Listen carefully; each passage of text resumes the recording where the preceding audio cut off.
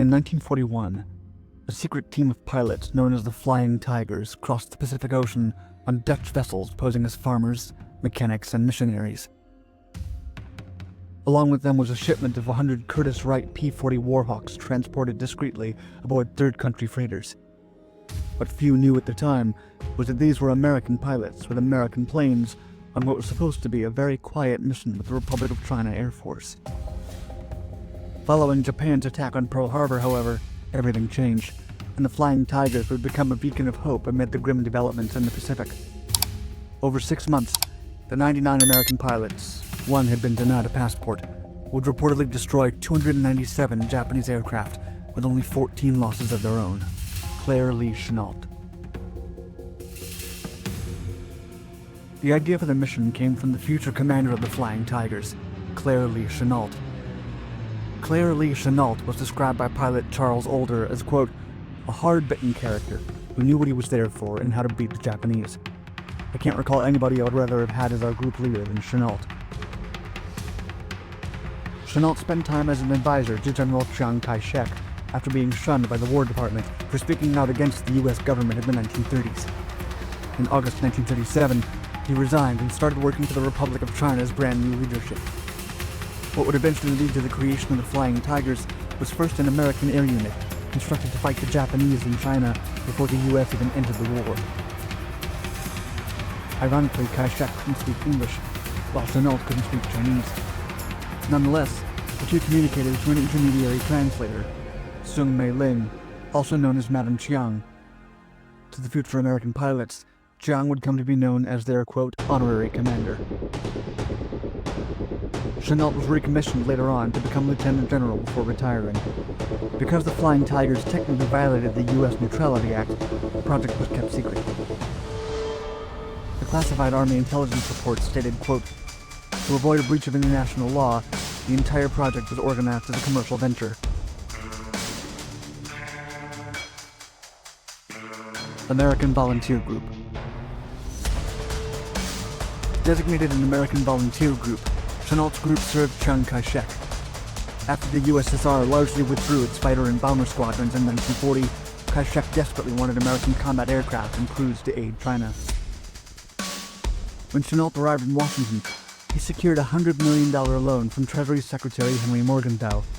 The money was for the Chinese government, a down payment to finance the operation. White House power broker and presidential economic advisor Lufkin Curry dedicated himself to orchestrating the negotiations. Chennault spent the winter of 1940 overseeing the purchase of 100 Curtiss P-40 fighter aircraft. Like many clandestine ops, the group was assembled under a dummy corporation, the Central Aircraft Manufacturing Company. To recruit quote-unquote employees, Chennault and his agents traveled from military base to military base, offering exotic opportunities for adventure. Aside from a $600 monthly paycheck, prospective pilots were offered an additional $500 for every Japanese plane they took down. For comparison, a junior pilot outside of the program only earned about $125 per month for their service. 60 pilots came from the Navy and Marine Corps, while the other 40 began in the Army Air Corps. A single pilot couldn't join the mission after his passport was denied. He had previously worked as a mercenary in Spain. An additional 10 Army flight instructors were hired to supervise Chinese cadets, some of which also served in combat. Before the mission could get underway, the 99 volunteers had to be discharged from the military. The fake private military contractor could also hire Chinese soldiers to train. Curtiss P-40 Warhawk.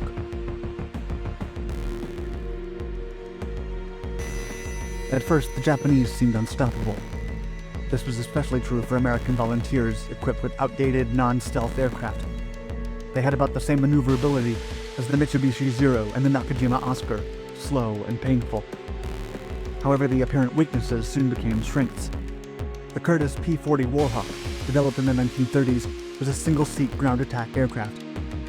Retrofitted with an all-metal design, the previous Curtiss P-36 Hawk assisted in speeding development along. During World War II, it became the third most produced U.S. fighter and remained in operation until the war's conclusion. The aircraft was created as a pursuit fighter. While at low and medium altitudes the plane was exceptionally fast, it tended to underperform at higher elevations. As a tight-turning microplane, it did well in North Africa and Russia. However, it struggled in the Pacific when battling the A6M0 and Nakajima Ki-43. Group Commander Chennault advised his Flying Tigers to not engage in extended dogfighting with the Japanese. These engagements would ultimately disadvantage America, since the P-40 lacked a two-speed supercharger. This feature was exploited by several Luftwaffe fighters while in high-altitude combat, including the Bf-109 and the FW-190. It was still sent to the operating theaters outside of Western Europe and North Africa, the Pacific, China, and the Middle East. However, it played a lesser role in Eastern Europe and Italy. The first XP-40 prototype flew its first mission on October 13, 1938. It used an Allison D-17-1019 engine. Its performance, traveling at 315 miles per hour, was somewhat disappointing. After testing, investigators discovered that by moving the coolant radiator to the chin of the aircraft and making improvements to the landing gear, doors, and exhaust manifold, the jet could work. In December 1939, the plane had improved only slightly, now reaching a top speed of 366 miles per hour. The fastest variant would only achieve a top speed of 390 miles per hour. Preparation. Soon after Pearl Harbor, the Flying Tigers deployed to defend Rangoon. Many were housed in a compound left over from British colonialists who had vacated after the conflict sparked. Pilot John Rossi later recalled, quote, "I was staying at the home of a Scotsman, Bill Tweedy, and when he was evacuated, he left all his clothes. I had quite a wardrobe for a while. We sort of took over the servants and just lived there until we left." Throughout the summer and into the fall of 1942, 300 pilots traveled to Burma. As Camco completed testing of their planes, pilots trained at a British airfield in Taungoo. Chennault trained his men extensively. Several pilots lied about their experience, claiming to have expertise in pursuit flights, when in reality, they'd only ever flown bombers or weaker aircraft. Of the 300 original Camco employees, only 9 came from Chinese cities. Each P-40 mechanic trained at Allison Engine Works. 2 additional Chinese Americans were contracted, a doctor and a Ford mechanic. Of these 11 Chinese Americans, 3 resigned before July 1942. By executive order from Generalissimo Chiang Kai-shek, the American Volunteer Group started conducting missions in China. Rangoon. The American Volunteer Group never exceeded 62 combat-ready planes or pilots at a time. They were inexperienced. Still more quit soon after arriving in China. Chennault always kept mission first, shuffling unsuited or ill-prepared pilots to staff positions in the rear. The team benefited from the National Warning System, which was extensive and accurate. As part of the national network through the country, radios and television stations were set up. Even the tiniest villages and outposts were warned of impending Japanese attacks in real time. Group Commander Chennault had his pilots attack from a higher altitude due to the lesser maneuverability and scarcity of Curtiss P-40 Warhawks. On December 20th, 1941, the 1st Squadron flew to Kunming, defending Burma Road. They downed 4 Japanese bombers on their first encounter. 3 days later, the 3rd Squadron defended Rangoon with 18 planes, holding out until Christmas Day. On the 23rd, multiple Mitsubishi Sally and Ann bombers attacked Rangoon, escorted by Nakajima Ki-27 fighters. Nevertheless, the Flying Tigers intercepted their formation, assisted by the British Royal Air Force's 67th Squadron Brewster F-2A Buffalo planes. 3 P-40s were lost that day. However, the Japanese lost more, 5 out of 15 bombers in fact, and an additional 8 Ki-21s. Notwithstanding, the Japanese successfully bombed both the Rangoon and Mingala-do airfields. Of the lost Warhawk American planes, 2 were expended on the ground, while the other crashed while attempting to land on a bombed runway. On the 25th, the Japanese returned with Ki-21s and Ki-43s. A total of 63 bombers and 25 fighters crossed over Chinese airspace. 14 Flying Tiger pilots flew on their Curtiss P-40 Warhawks, with 15 supporting Buffaloes from the Royal Air Force. Over 2 confrontations, the Allies took down 35 Japanese planes. 5 Warhawks fell. The Mingala-do airfield was bombed yet again, taking out 8 Buffalo planes. The Panda Bears of the Flying Tigers relieved the original 3rd Squadron of carrying out several raids on Japanese air bases in Thailand. The Japanese responded with counter-raids against Megalado. The Flying Tigers scaled back their attrition after Japanese forces, heavily outnumbering the Americans, launched their Burma campaign. Still, the Americans defended their position bravely. On January 24th, they shot down 6 Ki-21s. 4 days later, 37 Ki-27s engaged 16 P-40s. 3 Japanese planes dropped, while the American side suffered 2 losses. The next day, 4 additional Ki-27s were taken out. By this time, the Flying Tigers defeated 73 Japanese planes with only 5 losses on their side. However, Rangoon fell to the Japanese. Therefore, the Americans moved to Magwe, an airfield 300 miles north.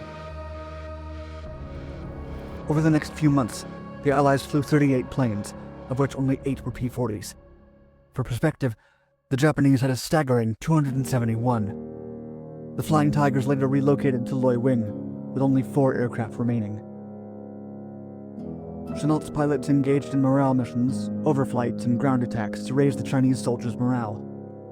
Dangerous and often useless strategically, they revolted. While Chennault suppressed the revolt, the situation deteriorated until they evacuated to Baoshan on April 29th. Despite the repeated bombing, by May the Burma offensive was winding down. Further counterattacks by the Flying Tigers neutralized the Japanese. They stalled at the west bank of the Upper Salween. The Japanese never advanced further. With the campaign almost over, the Flying Tigers switched to providing air protection for China. Chennault's team was gradually replaced by the United States Army Air Force's 23rd Fighter Group. The last flight of the American Volunteer Group took place over Henyang. It was the same day the group was disbanded. Nevertheless, the pilots took down 4 Ki-27s, losing no planes of their own. Surviving Flying Tiger David Lee Hill, who took down 12 Japanese aircraft, later stated, quote, "We have a record that's second to none. Nobody will ever match that again. 296 to 4. A 50-year secret. It took nearly 50 years for the United States to finally recognize the Flying Tiger's service as an official U.S. military operation. The 99 pilots and an additional 200 crew members were awarded the Presidential Unit Citation in 1992 for their, quote, professionalism, dedication to duty, and extraordinary heroism. The Air Force awarded the pilots the Distinguished Flying Cross in 1996, giving each crew member the Bronze Star. Furthermore, the Republic of China honored Chennault's service. A statue in his likeness was put up in Taipei. It's the only monument to a foreigner in all of Taiwan. The Taiwanese mission hosts a reception to honor the Flying Tigers in Washington, D.C. every year.